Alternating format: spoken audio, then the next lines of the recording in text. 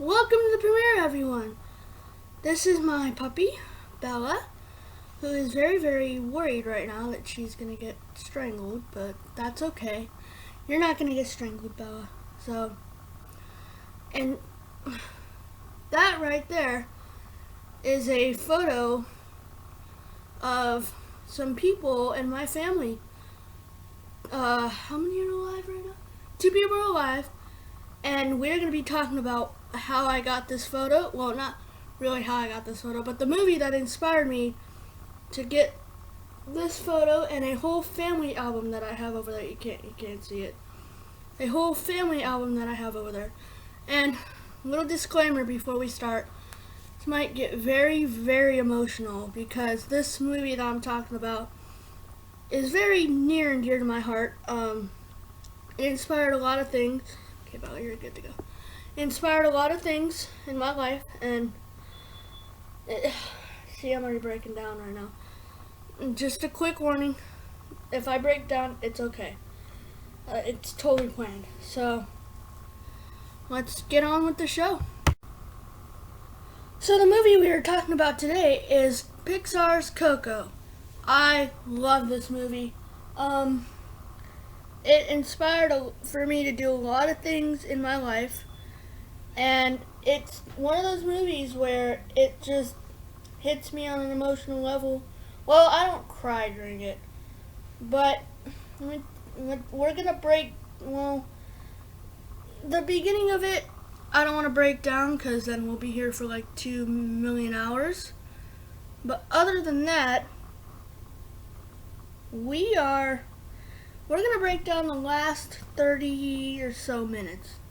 Basically from the time that they're in the pit, the cenote, to the ending. Now, I'm not gonna break down that whole part where they're trying to get the photo because that's a one-off part. It's the only boring part in the movie, and that's the only reason why it's number 2 on my list, because of that part. It's the only reason why Inside Out beats it. But Coco has changed my life in a lot of ways. I showed you that little photo up there that it's in the background of all my webcam videos that I do. That is my grandpa and his whole family. It's a photo very near and dear to my heart, and I have a whole family album of my family, and I didn't have that before this movie came out.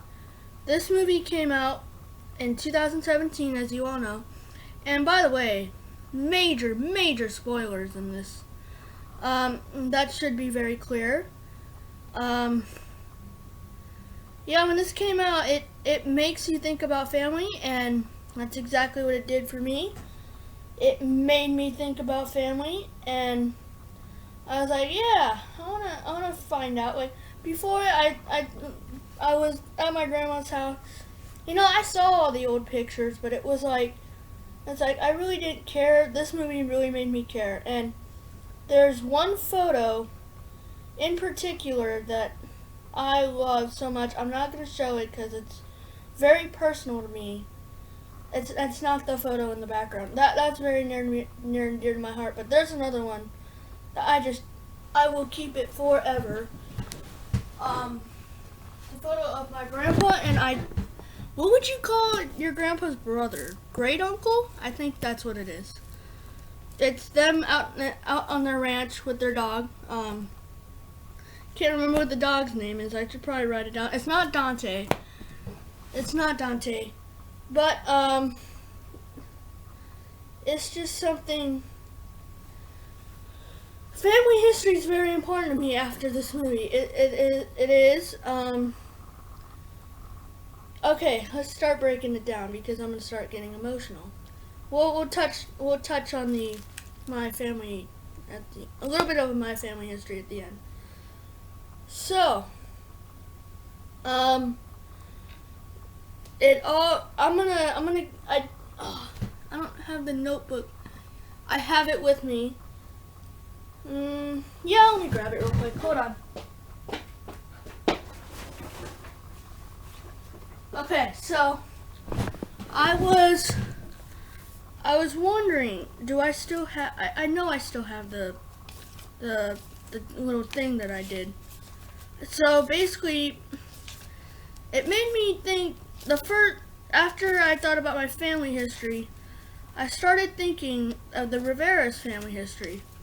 Obviously, it is a made-up family. I understand that, but I started thinking about it a lot, and I can't find it. So I made a timeline. I probably should have did it, but I kind of remember it. So there's one little key detail in the film, and it is on the building of the Rivera compound. It says the shoe factory that they're in. It was established in 1921, and that was just enough to make a whole family timeline. So here it is. So somewhere around 1890-ish, Mama Yamada, Hector, and the two twins, Tio Oscar, Tio Felipe, forgive my Spanish, please. I have a Mexican heritage, but I'm not very good at speaking of it, or really saying it. So, they're all born around 1890-ish, and I know that, and check out, I think there's a book that I haven't seen it, but there's a family tree book, but there's a ton of videos on YouTube about this whole family tree thing. So, basically, they're born around 1890-ish, and there's a little key thing in the, I think I heard somewhere that Coco was like 99 when the film was taking place, so shot around age 100. The film, I'm just gonna say that it takes place, the setting, obviously the setting's in Mexico, but it takes place when the film opens, which is 2017. So if you're thinking 1921, 2017, that's enough to go off of. So if it takes place in 1917 and Coco is 99, not assuming that her birthday is already passed, she would be born in 1918, which was perfect. So when it flashbacks, when it jumps to a year later at the end, it would be, 2018. So we're going off that. Mama Coco was born in 1918, and she looks about the age that she would be 3 to 4 years old when Hector and her singing that song, and that emotional singing that everyone cries at, where it looks like Hector's gonna be forgotten. Oh boy. And so you would think she'd be 3 or 4 years old. So, with that in mind, that means that Hector walks out on the family in 1921, and spoiler alert, I already mentioned it, you guys should be aware, spoiler alert, Hector is killed by Ernesto de la Cruz, gets poisoned by that drink in 1921, or 22. I'm just going to say 1921, because let's just assume that he walks out like in January, February, and he gets killed like a month later. You can really, other than like December of 1921, you can, yeah. So let's just assume that. Ow. So, if he gets killed in 1921, then it's not very clear, like we don't see any young photos of Imelda from that time period other than the main photo, and I actually had a picture of human Hector in that photo, but I didn't have the full photo. Sorry about that. Maybe I'll go grab one. So we don't really see it, but there's also one little key detail that Mama Emoto might have died a little young too. It's her skeleton form. There's a little bit of gray. And the rule is, well, the thing is in the land of the dead, that however you looked, whatever clothes you were wearing, however you looked when you were gone from the living world, that's how you appear in the dead world. So there's a little bit of gray, which suggests that she was about 40, 50. So let me do some math right here. Not off the top of my head because I'm not good at math. Let's just assume that she's born in 1890. Get my calculator out. So 1890 minus, let's say she was 42. Oh, wait, no, I did it wrong. Hold on. 1890 plus, let's say she was 1890 plus 42. I'm not getting a clear answer. 42, no. How would you do that? Is it 1890 divided by 42? No. I don't know how you would do that. So 1890, 40, 30, 1932. That's, I think, the math I came up with. So 1932 is when she died. That means that Coco would have been, more math, 1932 minus 1918. She would have been 14, so that's not gonna work. So let's go with she was like 60 or whatever. 1890 minus 1960. 70. No, it's too old. Let's go 50s. Let's go 1952 minus 1890. She would have been 62. That's a good age, but I think I'm gonna go even lower than that. I think I'm gonna go to the 40s, which would have been, yeah. So let's go 1890 minus 1942. She would have been 52. So let's say she dies in 1952. Coco would have been 1918 minus 1942, did we say? 24. Yeah, I mean, tragedies happen. So, say that. So, and Tio Oscar, Tio Felipe, they look a little young. So, assuming they were born, they are the younger pair of the three.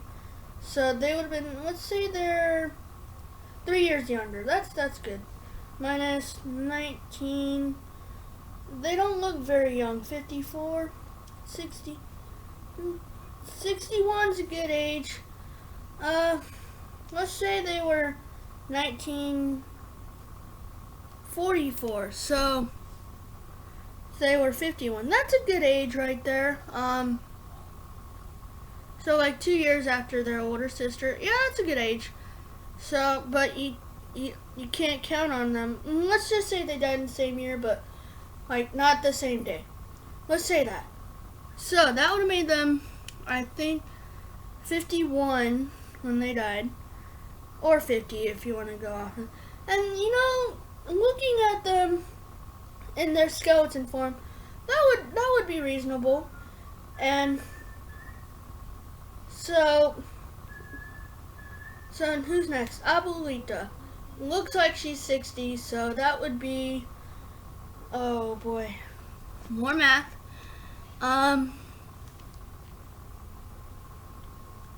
Looking at Abuelita, I think she's the older one out of the two that we're going to talk about.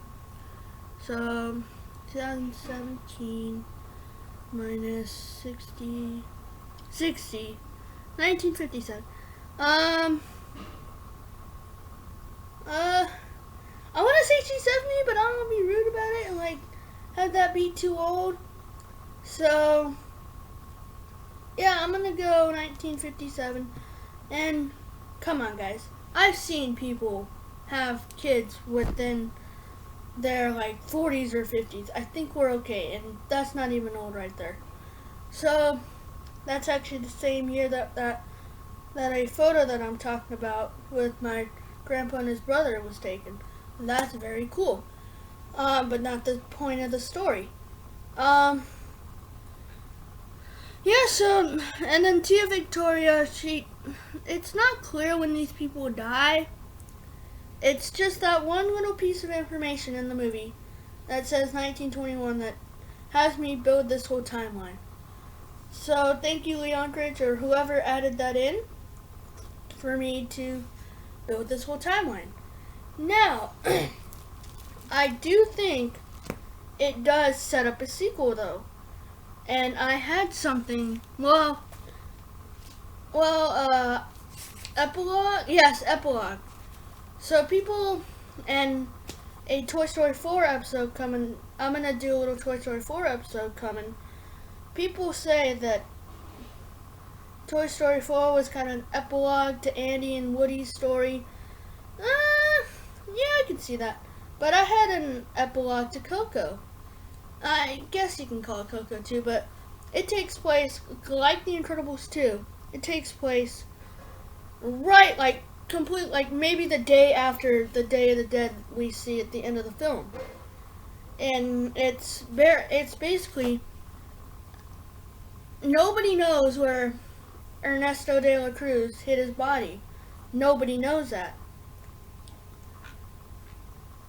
Nobody knows where Ernesto de la Cruz hid his body. So, it's going to be, and you know how, little sidetrack here, but it ties back into what I'm going for.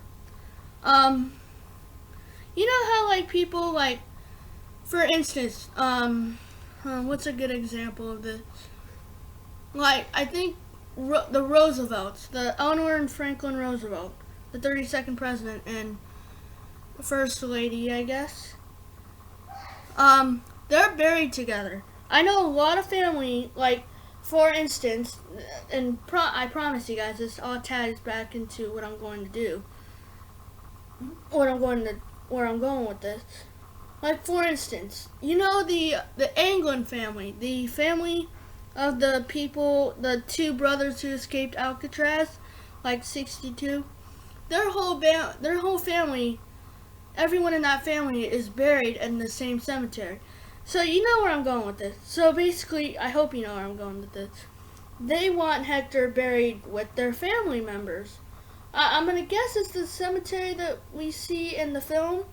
That's where they're buried at. So they want that. So it's basically Miguel sneaking out again, going back to the land of the dead to try to find out where his body is hidden. And there's going to be more surprises. I haven't worked it out, but once I do, I will do a little talk show of this. Well, this isn't really a talk show. This is just a breakdown of Coco and the facts that we don't know. And again, I haven't read the Music Shoes Family thing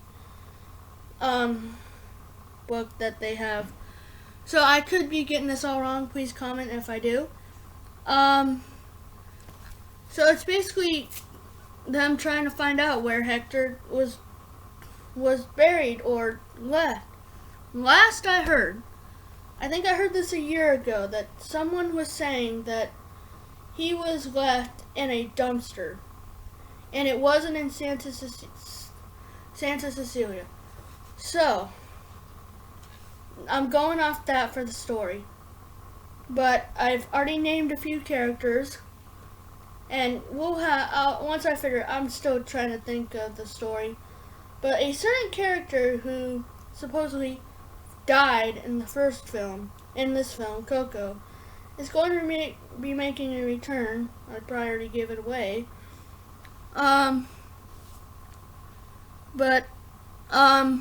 Now, we're getting kind of towards the end here.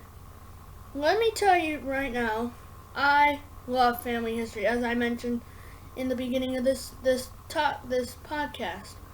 I love family history. I love discovering, like, where I get my talents from, and it's very near and dear to my heart. So this story, this Coco movie, has really changed the way I look at family. And it's a great message. It's one of those films where you think you know where the film's going, and it completely twists and turns, and like it's like a dude dancing, he's dancing, and then he flips up and starts spinning on his head like a quick twist. That was the worst analogy ever, but it's kind of like that. It really is. Maybe at the end of I'm not gonna show it because I'll show it at the end here. So, but it's gonna be a quick one. I'll show the photo I'm talking about. You've seen the family photo up on the wall in some of my other video. What happened? Some of my other videos, and in the little disclaimer at the beginning. So you've seen that, but that's about it, I guess. That was a breakdown of Coco, I guess. So that was a great way to start the week.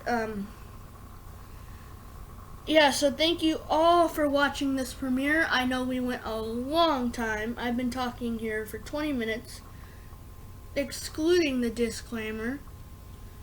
It is very... This is how much this film means to me. It inspired me to get a photo book, a family album. I have a lot of photos in here. So yeah, I'm going to show you this photo, and then we're going to be out of here. So thank you all for watching the premiere. I thank you for sticking around, and I hope someone watched this premiere. Whoever's here watching this premiere, thank you so much, because I premiered my Avengers, the rant on the Marvel fans, and I checked in today, nobody was watching it. So I was a little sad, but thank you all for watching this Coco breakdown and the facts that I can provide. This was not a whole movie review. It had a big spoiler in it. But please, if you haven't seen this movie, please watch it. Please do. It will change your mind about remembering family. Man, we're going a long time. But thank you so much for watching this. I hope you all enjoyed it, and see you in my Toy Story 4 thing, my Toy Story 4 talk tomorrow. Bye. And this is that photo I was talking about. And thank you all for watching.